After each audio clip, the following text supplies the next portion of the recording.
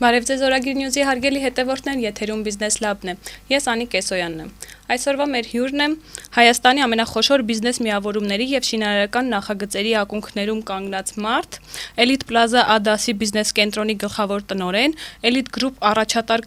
կառուցապատող ընկերության եւ Մանթաշյան բիզնես ակումբի համահիմնադիր Դավիթ Մկոյանը։ Բարև ձեզ, պարոն Մկոյան, շնորհակալ եմ մեզ։ Ողջույն ջան։ Պարոն Մկոյան, Elite Plaza-ն Հայաստանի առաջին ADAS-ի բիզնես կենտրոնն է, որը ժամանակին նոր նշաձող սահմանեց շուկայում, ինչպես է ստացվել, որ այսքան տարիների ընթացքում այդ նշաձողը կարողացել եք պահպանել եւ շուկայում հիմա արդեն ավելի շատ կան, քան առաջ էր, պահպանել այդ ամենաբարձր նշաձողը եւ մրցակցության մեջ շարունակել լինել էլիտար դիրքերում։ Elite Plaza բիզնես կենտրոնը կառուցելիս մտայնությունը եղել է Հայաստանում ունենալ այնպիսի մի միջազգային բիզնես կենտրոն, որը կկարողանա համահունչ շարժվել այն բիզնես կենտրոններին, որոնք որ մենք ճանապարհորդելիս տեսնում ենք տարբեր երկրներով, ինչպես արտաքին ճարտարապետության տեսանկյունից, այնպես էլ ներքին հագեցվածության շնորհիվ, որը մեզ հաջողվել է եւ դա է որ մեզ օգնում է այսօր մրցակցության մեջ լինել առաջնային տեղերում եւ անկախ տարբեր բիզնես կենտրոններից, որոնք որ բացվում են, մենք կարողանում ենք միշտ լինել գրեթե 100%-ին մոտ զբաղվածության մեջ։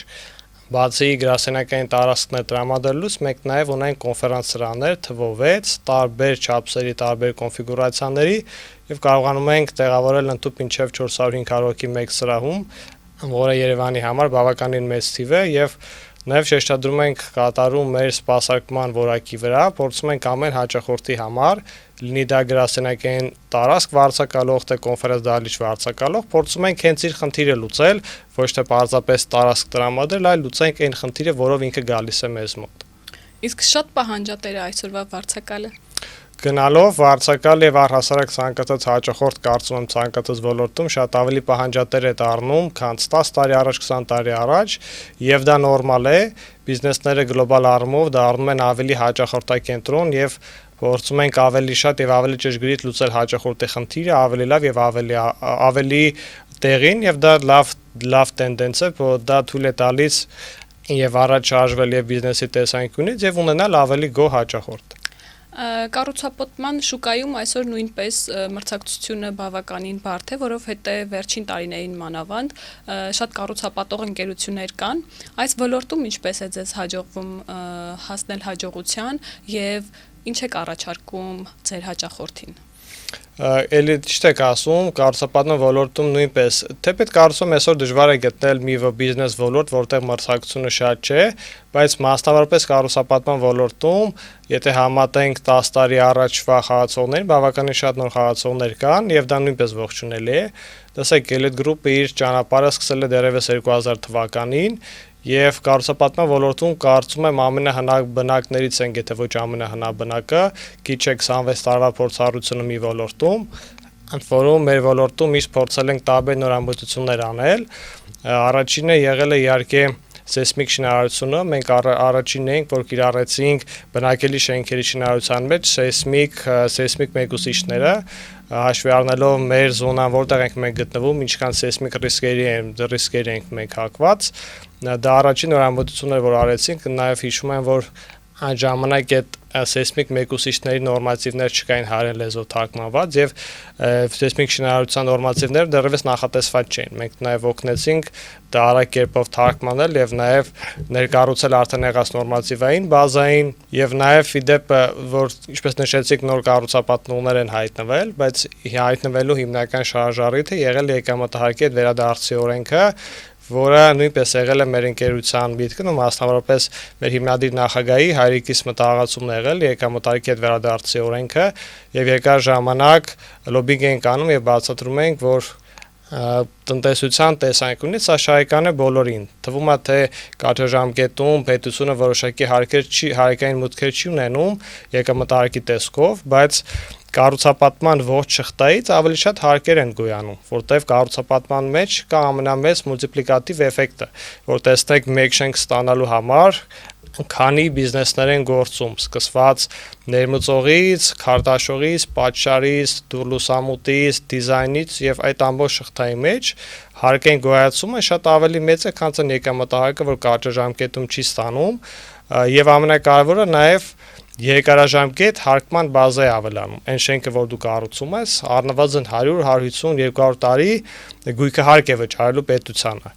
Այդ ամբողջ շղթայից շատ ավելի մեծ հարկեր են մտնում պետության մեջ, քան թե դուրս են գալիս եկամտարկի տեսքով, եւ դա հիմնական շարժառիթ են, որ շատ խաղացողներ հետաքրքրեց եւ մտան այդ ոլորտի մեջ։ Մենք ողջունում ենք բոլորի գալը, բայց կարծում ենք այն ճանապարհը, որ մենք անցել ենք եւ այն վստահությունը, որ ունենք մեր հաջողորդների մոտ, դա մեզ օգնում է լինել մնալ մեր դիրքերում եւ այսօր էլ ունենք մեր նոր նախագիծը, որ իրականացնում ենք, ելի շատ էքսկլյուզիվ տարբերվող նախագիծ, դա Ֆիրդուսի հրապարակ նախագիծն է, Երևանի կենտրոնում տարբերվող ճարտարապետությամբ մի նոր հրապարակ ենք ստանալու, հետիոտնային հրապարակ, որը դառնալու է նոր գրավիչ կենտրոնը Երևանի համար։ Դա երբ եք սկսելու։ Դա իրականում նախագիծը մենք սկսել ենք շատ վաղուց,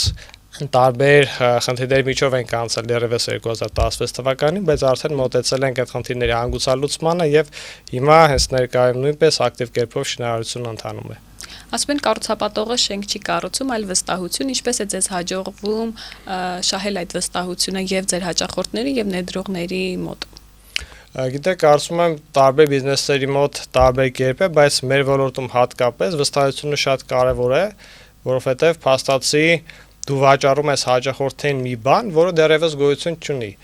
Մի բան է, որ դու պատրաստի ապրանք ես վաճառում հաճախորդին, հաճախորդը տեսնում է ապրանքը, հավանում է, վերցնում, գնում է։ Իսկ մենք վաճառում ենք մի բան, որ դեռևս գոյություն չունի։ Եվ մեր շատ շենքերի դեպքում մեր մոտ մենք վաճառքը ավարտում ենք, բոլոր բնականներ վաճառում ենք, մինչև շենքի կայանալը։ Փաստացի դու հաճախորդին տանում ես, մի հատ փոս ես ցույց տալի, ասում ես, տես այստեղ շենք է լինելու, այդ շենքի 10-րդ հարկում էլ քո բնակարանն է լինելու, դու ինձ վստահիր եւ գումար տուր։ Եվ այդ առումով շատ ունիկալ է մեր ոլորտը, ու դրա համար նաեւ որ վստահությունը շատ կարեւոր է, եւ կարողացել ենք տարիների ընթացքում ապացուցել մեր հաճախորդին, որ մենք վստահելի ենք եւ չեն գնում կարճաժամկետ գայթակղություններ եւ միշտ տալիս ենք այն ինչը որ մեր հաճախորդը մեզանից ակնկալում է։ Դուք ոչ միայն կառուցում եք բետոնե քարե շենքեր, նաև կառուցում եք մարդկային հարաբերություններ, կապեր։ Մանթաշյան անունը պատահական չէ, կարծում եմ, եւ դուք նաև Մանթաշյան բիզնես ակումբի համահիմնադիրն եք։ Ինչպես եք որոշել, միտքը ինչպես է առաջացել դառնալ համահիմնադիր եւ ինչ է Մանթաշյանը։ Մանթաշյանց այսօր ամենամեծ հայկական միությունն է, գործարար միությունն է։ Այսօր մենք ունենք 800-ից ավել անդամներ 40-ից ավել քաղաքներում։ Սկսել ենք տարիներ առաջ պարզ մտահղացումով ինչ բարեփոխումների կարիք ունի գործարար միջավայրը, որովհետև կան շատ լավ գործարարներ, որոնք մի մասը մեկի մյուսին չի ճանաչում, մի մասը ունի կիսվելու, փորձառություն կիսվելու մյուսների հետ, մյուսները ունեն կարիք, եւ առհասարակ երբ մի համենք է ձևավորվում եւ մարդիկ միավորվում են, մեկի մյուսին ավելի ուժեղ են սարքում, եւ այնպես է ստացվել, որ մենք 13 հոգի ենք, եթե ճիշտ եմ հաշվում, երբ մենք սկսեցինք այս ճանապարհը եւ բոլորիս մոտ այդ մտահղացումը կար ստեղծել մեծ գործարար միջավայր, որտեղ կարողանանք իրար հետ փոխանակվել փորձով, գիտելիքով, կապերով եւ նաեւ կարողանանք որոշակի աշխատանք ձևավորել պետության պատկան մարմինների հետ, որովհետեւ մի բան է, երբ խնդիրը բարձրաձայնում է որևիցե բիզնես եւ մեկ այլ բան է, երբ գործարար միությունն է բարձրաձայնում խնդիր եւ հետամուտ լինում։ Եվ տարիների ընթացքում որոշակի խնդիրներ կարողացել են կարծում լուծել, դեռ շատ ավելի շատ խնդիրներ կան իհարկե բիզնես պետություն փոխհարաբերությունների մեջ, բայց որոշակի լուծումներ կարողացել են գտնել, իսկ անվանման հետ կապված այնպես ստացվեց, որ այդ ժամանակ նոր եք արտացել Մանթաշյանցի մասին գրքերից մեկը, Սարուխանն էր հեղինակը, եթե ճիշտ եմ հիշում, եւ նա զբաղվում իրան նաեւ իհարկե վաղուց իմանալ Մանթաշյանցով, շատ ողջավորված է իրանով, նաեւ մեր Elite Plaza բիզնես կենտրոնում կոնֆերանսրաներից մեկի անուն է կերում Մանթաշյանցը, այնտեղ ունեն Գուլբենկյանի անվան, Քրքորյանի անվան սրաներ, եւ երբ տարբեր քննարկումներ ենք անում համահիմնադիրներով, ես առաջարկեցի Մանթաշյանցը եւ ասացի, որ սա այն գործարարի կերպարն է, որին պետք է ձգտենք, Մարտով հասել է շատ մեծ ֆինանսական հաջողության, միջազգային հեղինակություն է վայելել, միևնույն ժամանակ շատ մեծ մեքենաս է եղել, ֆինանսավորել է տարբեր ոլորտներ, կրթական, եկեղեցիների կառուցել եւ նաեւ տարբեր անհատների սարքել են մեծ եւ հաջողակ մարդկանց է կարողացել ձևավորել տարբեր ոլորտներում։ Վարշակեցի, որ կարծում եմ արժի մենք այդ մարդու անունը կրենք եւ փորձենք վերցնել այդ տեսլականը եւ համայնադիրները սկսեցին մտք եւ մենք այսօր ունենք Մանթաշանց գործարար միությունը։ Այն բաց է եւ կարող են տարբեր գործարարներ միանալ։ Մենք բաց ենք բոլորի համար, ովքեր ունեն որոշակի տեխնիկական տվյալներ, որ պետք է բավարարեն, կախված բիզնեսի չափսերի հետ, եւ նաեւ ովքեր կիսվում են մեր գաղափարները, ովքեր ուզում են մեր հետ ճանապարհ անցնել, իհարկե սիրով ընդունում ենք։ Այսօր ակումբը, ինչպես ասացիք, ներկայացված է տարբեր երկրներում, մարզերում, իսկ ինչպես է այդ ձեր զբաղվածությամբ հանդերձ կարողանում այդ կապը պահպանել եւ ձեր եւ միմյանց միջեւ։ Այդտեղ իհարկե մեծ թիմ է գործում, այդտեղ իմ անելիքը շատ մինիմալ է, չնչին է ես կասեի։ Ունենք մեծ թիմ, որը դրանով զբաղվում է, ովքեր ամենօրյա կապի մեջ են տարբեր քաղաքների հետ եւ մենք ունենք տարբեր միջոցառումներ, որտեղ մենք արդեն ունենում շփվելու տարբեր քաղաքների մեր գործընկերների հետ, ինչպես Հայաստանի քաղաքների, այլև դրսից եւ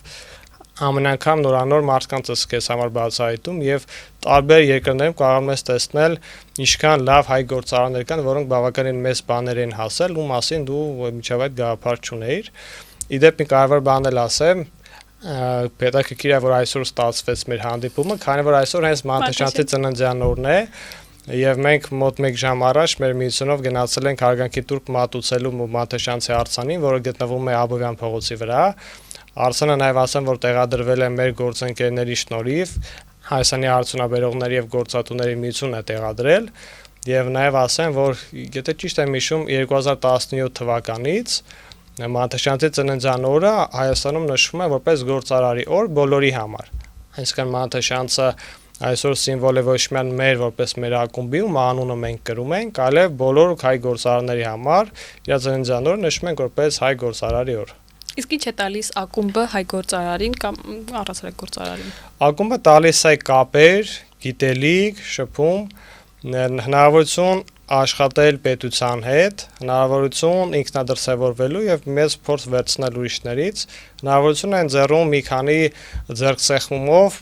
հարց լուծել այդ բոլոր քաղաքներում, որտեղ որ մենք ունենք ներկայացվածություն եւ ուրախ եմ ասել, որ գնալով մենք ավելի մեծանում ենք եւ գնալով էլ ավելի ենք ուժեղանում։ Հետաքրքիր է, որ կա հակադրություն, կարծես թե առաջին հայացքից հակադրություն, մի կողմից լուրջ հիմնադրամներ, գործունեություն, մյուս կողմից բլոտ բիզնես քլաբը եւ բազար բլոտի ֆեդերացիան։ Ինչպես է ստացվել։ Ասեմ, որ մենք շատ լուրջ ենք վերաբերվում բլոտին։ Ես երկու տեղում եմ ներկայացված, բիզնես բլոտ ակումբը, որի էլի համահիմնադիրն եմ ես, խորհրդի նախագահն եմ եւ Հայաստանի բազար բլոտի ֆեդերացիան, որտեղ խորհրդի անդամ եմ։ Իրականում այդ սերը դեպի բլոտ գել է հայրիկիս կողմից, իրենք դեռևս ուսանող ժամանակ շատ են խաղում եւ իրենք նաեւ գիրք ունեն գրած օրենքների եւ այդ սերը անցել է իմ մեջ, բայց ասեմ, որ այն տարբերակը, որ մենք ենք խաղում, տարբերվում է բավականին այն հանրամատչելի տարբերակից, մենք ունենք կանոնագիրք, որով ուղղորդվում ենք եւ խաղում ենք խիստ կանոնակարգված ձևաչափով, խիստ հստակ կանոններով եւ միայն խաղային օրենքների շրջանակում առանց իշմարների, այսպես ասած։ Եվ բլոտ ինչով է հետաքրքիր, որ շատ նման է իրական կյանքին, տեսեք,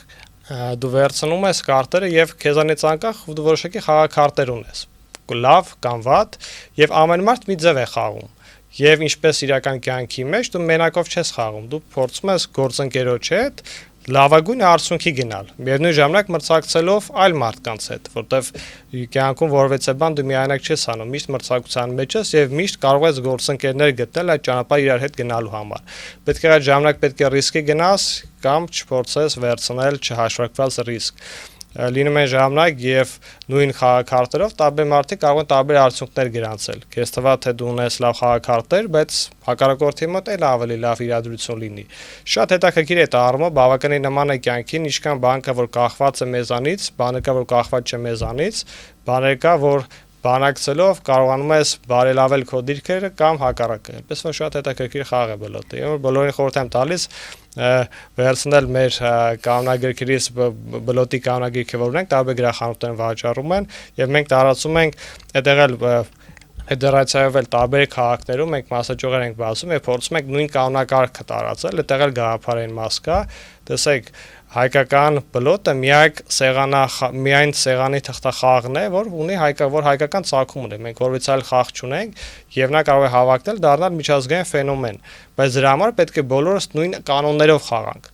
Շախմատը շախմատ չէր դառնա, եթե Հնդկաստանի տարբեր քաղաքներում տարբեր օրենքներով խաղային։ Մեզ մոտ էս շատ ընդունված է տարբեր քաղաքներում նույնիսկ բակերը որոշակի տարբերվող օրենքներ են գործում։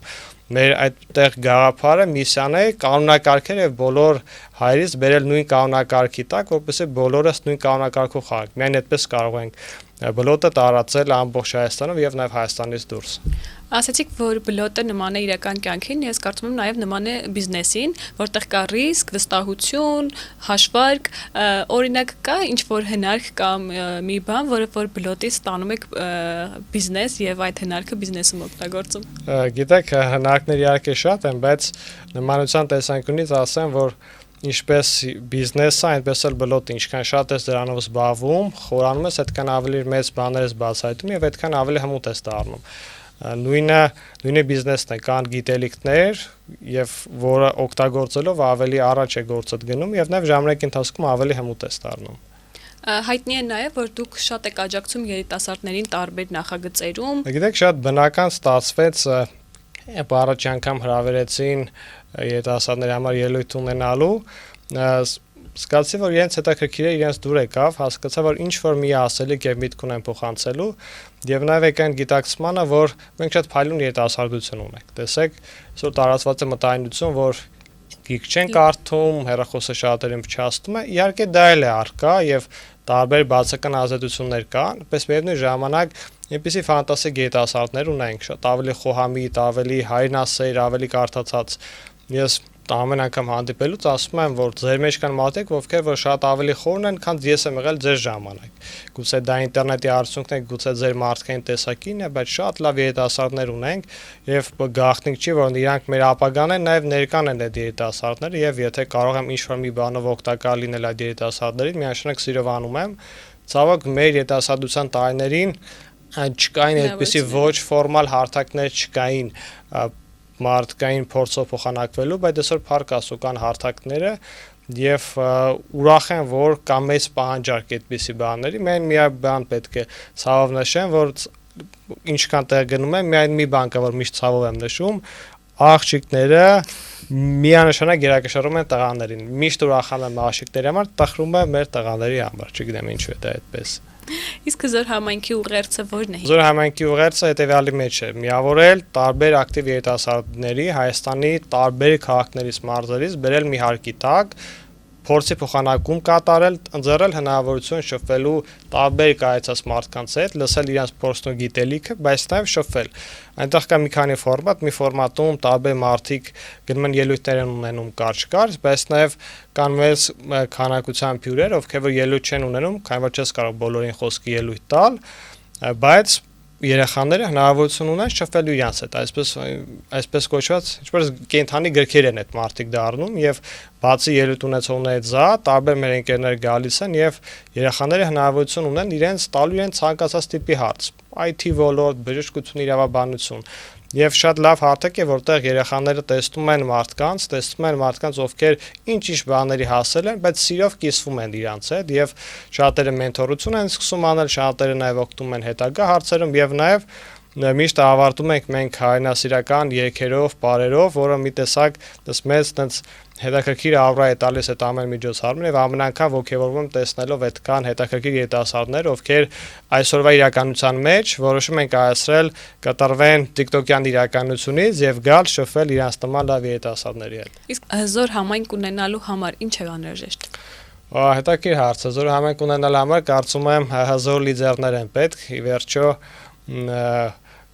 պետք են անհատներն են, իհարկե թիմերն են ամեն ինչ առաջ տանում, բայց անհատներն են կառուցում թիմեր եւ ուրախ եմ տեսել, որ մենք ունենք տարբեր հասարակական կազմակերպություններ, որոնք այդպիսի հետաքրքիր աշխատանքներ են անում հենց երիտասարդների հետ։ Շարունակելով երիտասարդներին աջակցության թեման, դուք շատ եք աջակցում նաև Ջավախքի երիտասարդներին եւ Ջավախքին աջակցություն հիմնադրամի խորհրդի անդամ եք, նախագահն եք, ինչպես եք որոշել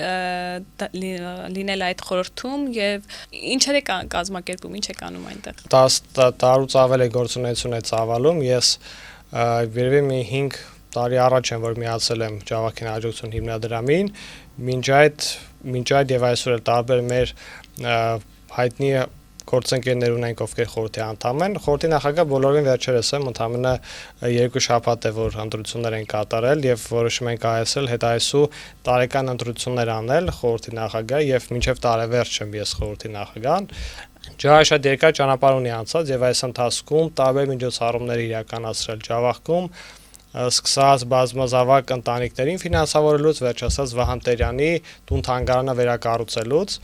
կառուցել ենք նաև Ջիվանու տուն-թանգարանը։ Տեսեք, այսօր Ջավախքում տարբեր խնդիրներ կան, ցավոք զբաղվողները շատ չէ, բայց Ջավախքին աջակցություն հիմնադրամի վրա է վերցրել այդ բեռը եւ բարերարների հետ տարբեր խնդիրներ փորձում ենք լուծել, սկսած սոցիալականից վերջացած կրթականով։ Ամենավերջին մեծ պրոյեկտը որ իրականացրեցինք, անցած շուկով բացեցինք, դա Վահան Տերյանի տունն էր։ Մենք տարիներ առաջ կառուցել ենք Վահան Տերյանի ցուցասրահը, բայց իր տունը բավականին վատ վիճակում էր գտնվում եւ մեծ արշավ արեցինք շուրջ տարուց ավել մենք կառուցում ենք այդ ուղղությամբ եւ վերջապես կարողացանք մեր գործընկերների շնորհիվ վերակառուցել եւ շատերին եմ խորհուրդ տալիս գնալ տեսնել, որտեվ այնինչ այնտեղ ստացել ենք, դա պարզապես թանգարան եւ ցուցասրահ չէ, այն հագեցված է բոլոր ժամանակակից միջոցներով եւ շատ իրոք տպավորիչ թանգարան ենք ստացել, ոչ թե պարզապես ցուցանմուշներ են, այլ մի ամբողջ պատմություն է, որը եւ օֆլայն եւ օնլայն միջավայրում կարողանում ենք փոխանցել այցելություններին, ով մեկ անգամ այցելում է, խիստ տպավորվում է, այնպես որ եթե այցելում եք Վրաստանի կողմ, անպայման խորհուրդ եմ տալիս գնալ եւ այցելել Վահան Տերյանի տուն-թանգարանը, իրոք կտպավորվեք եւ այդ մարդու անցած ճանապարհով, որտեղ բացի բոլորի սիրելի հեղինակ լինելուց նաեւ բավականին մեծ հետաքրքիր հասարակական գործունեություն է ծավալել, որի մասին քչերը գիտեն, այնպես որ խորհուրդ եմ տալիս բոլորին անպայման գնալ եւ այցելել թանգարան։ Ջավախքի երիտասարդները հիմնականում իրենց ապագան փնտրում են Երևանում կամ ավելի մեծ քաղաքներում։ Ձեզ հաջողվել է հիմնադրամի միջոցով ինչ որ հարցեր լուծել, որոնք կստիպեն իրենց մնալ եւ տեղում գործունեություն ծավալել։ Գիտեք, դա կարծում եմ մշտնջենական հարց է եւ այդ հարցը ունեն, կարծում եմ բոլոր քաղաքները կամ գյուղերը, ովքեր որ մեծ մեգապոլիսներ չեն, այդպես խնդիր կա Հայաստանում, երբ մարզերից են փորձում գալ Երևան, դա բնական երևույթ է։ Մենք փորձում ենք այդ խնդիրը մեղմել, որոշ չափով գուցե լուծել, ինչ որ բաներ անել, փորձելով հնարավորություն ընձեռել երիտասարդներին մնալ իրենց տեղում, բայց այսօրվա իրականության մեջ, հաշվի առնելով օնլայն իրականությունը, կարծում եմ այդ հարցը ինչ որ չափով արդեն ավելի լուծել է քան նախկինում, չեմ ասի թե այդ տեսանկյունից երիտասարդներին ուղղված ջահով դեռ շատ անելիքներ ունենք, հույսով եմ մոտակա տարիներին կարողանանք այդ հարցը ավելի խոյետամուտ լինել, բայց մի բան կուզեմ շեշտել եւ միշտ ասում երիտասարդներին, այսօրվա իրականության մեջ անպայման չէ գնալ ինչ-որ մի մեգապոլիս, որտեվ Ջավախցի երիտասարդները այդ առումով մի մասը գուցե մտածում է Թիֆլիսի ուղղությամբ, մի մասը Երևանի կամ Ռուսաստանի ուղղությամբ կամ որևէ այլ երկիր, բայց այսօր որոշ չափով հնարավոր է դա լուծել, այդտեղ նույնիսկ ասեմ, որ այն երիտասարդական ցանցերում հետ, որ ես աշխատում եմ ՄՄ կամ հզոր համայնքը, այդ առումով երևի երիտասարդների ուղղությամբ գուցե ավելի լայն գործունեություն են անում առօրյա սկզբունքով, գիտելիք տալով եւ փորձ փոխանցելով իրենց, եւ ես միշտ հորդորում եմ փրտրել ճանապարհներ, որտեղ իրոք կան ճանապարհներ եւ հնարավորություն նստած տանը բավականին հետաքրքիր ֆինանսական գործունեություն ունենալ, այնպես որ անպայման չէ ֆիզիկապես լքել եւ վերջում մեր հիմնադրամի ցանկությունը հետեւյալի մեջ է, որ ջավախցիները մնան Ջավախքում, լինեն ինտեգրված Վրաստանի Հանրապետության ներքին կյանքին, բայց մնան եւ ապրեն հայկական իրենց միջավայրում, պահպանելով իրենց ինքնությունը, ապրեն երջանիկ եւ հնարավորություն ունենան նաեւ ոնց որ գումար աշխատելու։ Երբ վերադառնում եք Ջավախք, ձեզ ընդունում են որպես իրենց տղա, թե Երևանից ժամանած բիզնեսմեն։ Գիտեք, հիշեցի, որ երբ մատաշանցով մասնաճյուղ ենք բացում Վրաստանում, Արքալակում, երբ մեր մենեջեր աղջիկը եւ հարցպորտ սրանում որտեղ է մնալու, երբ ինձ հարցրեց դուք առանձին եք մնալու թե կիսելու եք սենյակը, ասի ես մեր տանն եմ մնալու եւ տենց զարմացավ, մենք այդտեղ պապական տուն ունենք եւ ամեն անգամ գնալուց այնտեղ եմ մնում, ես միշտ նույն ազգն եմ, միշտ նույն մեր փոխհարաբերությունները մեր այնտեղի հարևանների հետ, դրկիցների հետ նույն ձևը, որից է բանը տեղ չի փոխում, ես իդեպ հետաքրքիր է մեծ տարիքում ավելի շատ եմ ձգտում գնալ, քան թե պայմանական իմ այստեղի ուսանողության տարիներին, շատ ավելի հաճույքով եմ գնում, քան երբի երիտասարդ տարիներին, չգիտեմ, բայց միայն վրա մեծ սպասում ես այլ դերևս չեմ գնացել, թե երբեմն նորից գնալու իմ սիրելի պապական տունն է այնտեղի։ Watson Foundation-ը ինչ է եւ հետաքրքիր է, որ այն հիմնականում օգնում է էլի երիտասարդներին, ինչ է այն եւ ինչպես է այնտեղ ներգրաված։ Watson Foundation Ջավախքը առանձին պատմություն է, շեշտեմ, որ Watson Foundation Ջավախքի գործունեությունը լրիվ տարանջատ է Ջավախքին հաջողություն հիմնադրամից, OSM-ով ավելի տես փոքրիկ կետային պրոյեկտներ ենք ֆինանսավորում եւ զուտ ֆինանսավորում, այսինքն պրոյեկտ չի իրականացնում OSM-ը, ընդհանրապես դիմորդների հավաքագրում եւ հոգաբարձությունների տված գումարով ֆինանսավորում է այդ պրոյեկտները, իսկ Ջավախքը ջահը ինքն նաև պրոյեկտ իրականացնողն է։ Սկսվեց նրանից, որ ես իմացա Watson Foundation-ների մասին եւ ես մի բան միացել եմ Watson Foundation Երևանին եւ տեսելով ինչքան հետաքրքիր գործունեություն են ծավալում, ուզեցա նաեւ այդ նույն ունենալ Ջավախքում։ Իդեպ Watson Foundation-ները սկսվել են Ամերիկայից, Բոստոն քաղաքից, էլի տենց պատական երիտասարդներ միացել են իրար եւ սկսել են նախաձեռնությունը, մեկը մյուսից լրիվ առանձին գործունեություններ են, ընդհանրապես քեզ հնարավորություն են ընձեռում օգտվել Watson Foundation-ի կայքից, դոմեյնից, ունենալ կոդոմեյնը եւ ֆինանսավորել ցանկացած պրոյեկտ, որը դու ուզում ես, բայց ինքը պետք է լինի $1000 շրջանակում։ Այդտեղ փորձում ենք տես փոքրիկ հետաքրքիր պրոյեկտներ անել, բայց միայն երիտասարդների չէ, OSM-ի առավելությունը այլ հիմնադրամներից նրանում է, որ ինքը շատ ճկուն է եւ բաց է ցանկացած պրոյեկտի, ցանկացած տարիքի սերի, որովհետեւ համանախապակում չկա, որովհետեւ ոլորտ, ինքը պետք է լինի հետաքրքիր, օգուտ տա համայնքին, գյուղին եւ ունենա $1000 բյուջե։ $1000 շատ բան չես կարող ցավոք սրտի անել, բայց նաեւ տարբեր հետաքրքիր պրոյեկտներ մարդիկ կարողանում են անել։ Ինչ որ բաներ սկսելու համար կարծում եմ բավարար է։ Հա։ Այսինքն նաեւ վերացնում եք կարծրատիպը կամ ընդունված մտածելակերպը մեծ փողեր ունենալով ինչ որ բաներ սկսելու մասին։ Ավելի շատ փողեր են պետք։ Հա, գիտեք, իհարկե մեծ բաներ մեծ փողեր են պետք, բայց փոքրիկ բաներ կարելի է անել եւ ասում ենք, որ այդքան դժվար չի գտնել, ամեն դեպքում մենք ասում ենք, այս փոքրիկ բյուջեն ունենք եւ պատրաստ ենք ֆինանսավորել եւ ավելի հաճախ լինում է պրոյեկտների խնդիրը, այսինքն չեն կարողանում մեզ լավ պրոյեկտներ հավաքագրել, քան թե գումարի խնդիրը, այնպես որ նորից կոչ եմ անում բոլորին, դիմեք լավ պրոյեկտներում, Ջավախքի արվող պրոյեկտերով դիմեք մեզ, Հայաստանում իրականացվող պրոյեկտների համար դիմեք Watson Foundation Երևանին։ Իսկ կան որևէ պրոյեկտ, որը ամենաշատն է տպավորել ձեզ եւ կուզեիք առանձնացնել։ Պրոյեկտները բոլորն են լավն են, չեմ ուզենա մի պրոյեկտ առանձնացնեմ, բայց կուզենամ առանձնացնել մի case, երբ դիմորդը իր համառության շնորհիվ կարողացավ հաղթել, այսինքն մարդ ով առաջին անգամ դիմեց չհաղթեց, երկրորդ անգամ դիմեց չհաղթեց, երրորդ անգամ նոր կարողացավ հաղթել, մեսեջը նա է, որ մի շուտ հանձնվեք եւ համառությամբ գնացեք ձեր նպատակի հետևից։ Դուք ղեկավարում եք տարբեր խոշոր համակարգեր, ձեր կարծիքով համակարգը պետք է հենվի կանոնների վրա, թե ամեն դեպքում մարդն է կանոններ ստեղծում։ Կարծում եմ պետք է լինի լավ համակարգ,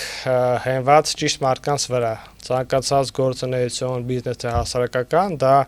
համակարգեր են եւ մարդիկ։ Վատ համակարգերը լավ մարդկանցով չես կարող կոմպենսացնել եւ հակառակը պետք է լինի եւ համակարգ եւ ճիշտ ընտրված մարդիկ։ Իսկ ո՞րն է ձեր առաքելությունը։ Իմ առաքելությունը ես փորձում եմ այն ժամանակը, որ տրված է ինձ, փորձել որոշակի օգուտ փոխանցել այլ մարդկանց, այլ հայերի,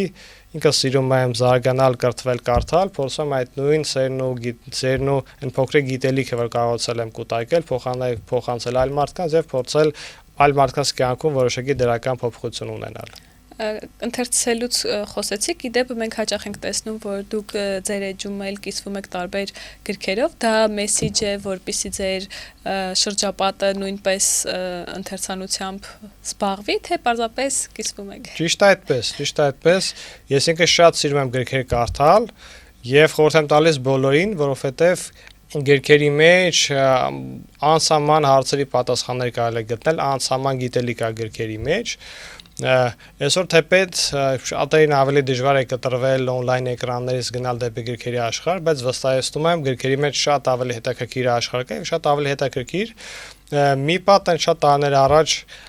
մտքովս անցավ, որ եթե սկսեմ կիսվել գուցե մարդկանց հետաքրքրի եւ ամեն անգամ ուրախանում եմ, երբ տեսնում ես մի բան կիսվում եմ, մյուսները վերցնում կարդում են, որովհետեւ մենք պետք է լինենք կարդացող եւ զարգացող ազգ։ Մենք այնպիսի իրականության մեջ ենք ապրում, որ դա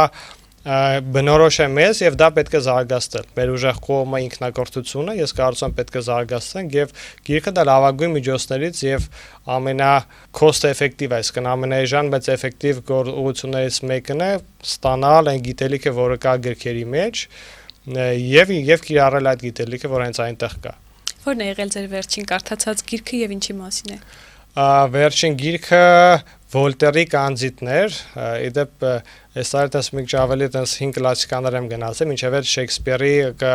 Կարոլ Լիրն էի կարդացել, ֆանտաստիկ հետաքրքիր էր, որը ժամանակ այդ գիրքը արգելված է եղել, հասկացա թե ինչու, որտեվ ինքը շատ սարկաստիկ է մոտենում այն տարբեր սխալ նախապաշարմունքներին եւ մոտեցումներին, որոնք եղել են, շատ ռեալիստ, շատ պրակտիկ, ցույց տալով տարբեր մարդկային միամտությունները եւ մարդկային հոգու եւ բացական եւ դրական կողմերը շատ հետաքրքիր եւ հումորային ընթերցանություն է, ասեմ։ Վոլտերի կանձիտը շատ խորհուրդ եմ տալի, ինքը կոչվում է կանձիտ կամ օպտիմիստ, այդպես է կոչվում, են կեղծ օպտիմիզմի հակադրությունը իրական կյանքի ռեալիզմին շատ հետաքրքիր ընթերցանություն է։ Իսկ ինչ խորհուրդ կտաք մեր լսարանին, ինչ կարդան։ Գիտեք, ես միշտ տենց սիրում եմ ինձ գիրք խորհուրդ տվողի կարգավիճակում տեսնել եւ տարբեր մարդկանց խորհուրդ եմ տալիս գրքեր իրենց խնդիրը լուծելու։ Լայն լսարանի համար միշտ դժվար է, որովհետեւ տարբեր մարդիկ տարբեր խնդիրներ ունեն իրենց համար լուծելու, բայց կան մի քանի գրքեր երևի թե որը կարող եմ ասել բոլորին արժե կարդալ,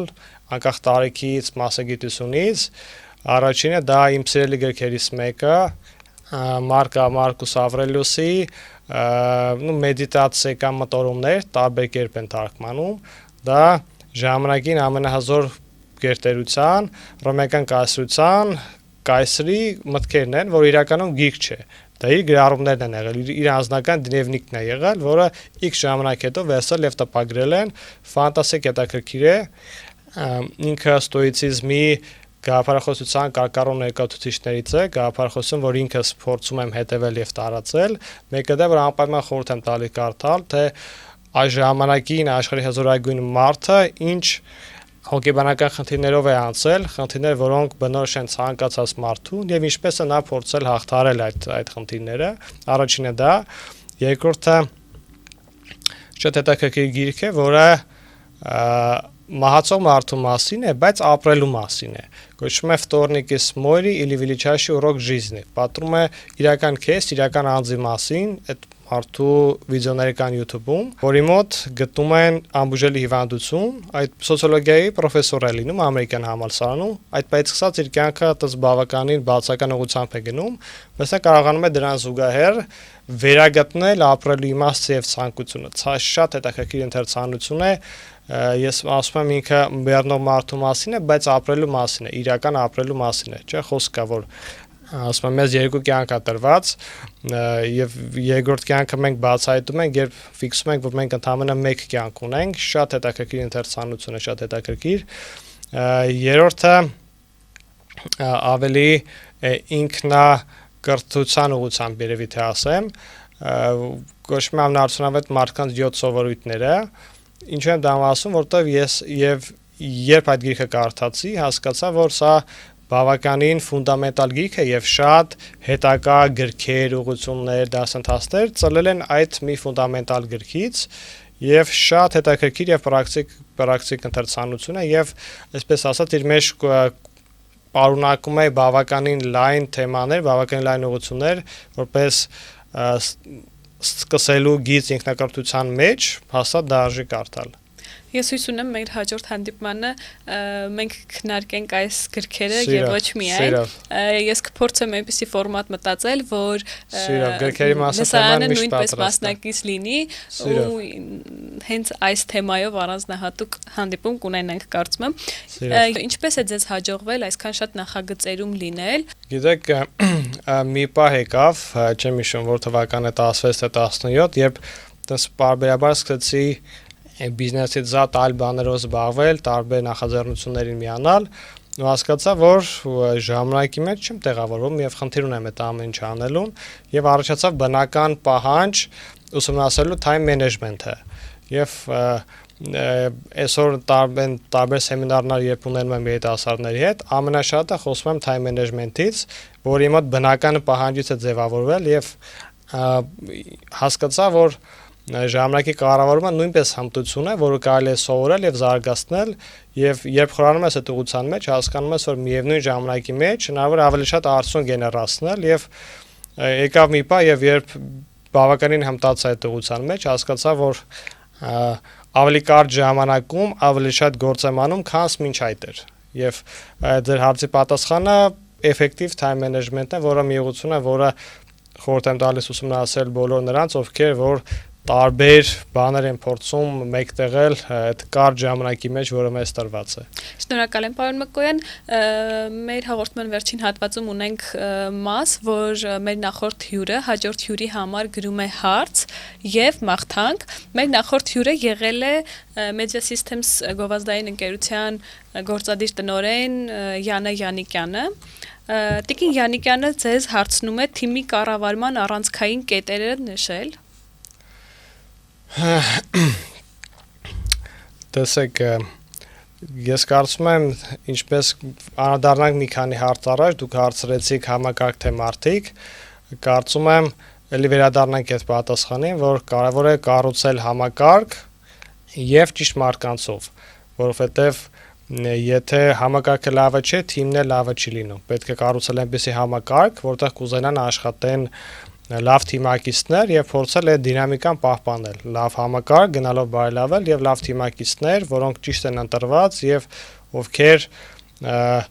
կարողանում են իրենց աշխատանքը կատարել եւ դու որպես ղեկավար պարտավոր ես միշտ փորձել այդ թիմի դինամիկան այնպես անել, որպեսզի գնալով բոլորը կարողանան բարելավեն թե ինչպես իրենց մասնագիտական հմտությունը եւ թե ինչպես իրենց յուրաքանչյուրի կյանքը։ Այսինքն կառավարման առանցքային կետերից գլխավորը մարդկանց ընտրությունն է։ Եվ համակարգ եւ ընտրություն։ Եթե լավ համակարգ չունես կառուցած, լավագույն մարդիկ լավ արդյունք չեն գեներացնի։ Համակարգ եւ ճիշտ ընտրված մարդիկ։ Տիկին Յանիկյանը մաղթում է սկզբունքներին հավատարիմ լինել եւ ունենալ կայուն զարգացում։ Շնորհակալ եմ բարեմաղթանքի համար։ Շնորհակալ եմ։ Կխնդրեմ նաև դուք մեր հաջորդ հյուրի համար գրեք հարց եւ մաղթանք։ Okay։ Եվ շնորհակալ եմ մեր հաղորդմանը հյուրընկալելու համար։ Շնորհակալություն։ Օրագիր Նյուզի հարգելի հետևորդներ, եթերում Business Lab-ներ կհանդիպենք հաջորդ շաբաթ։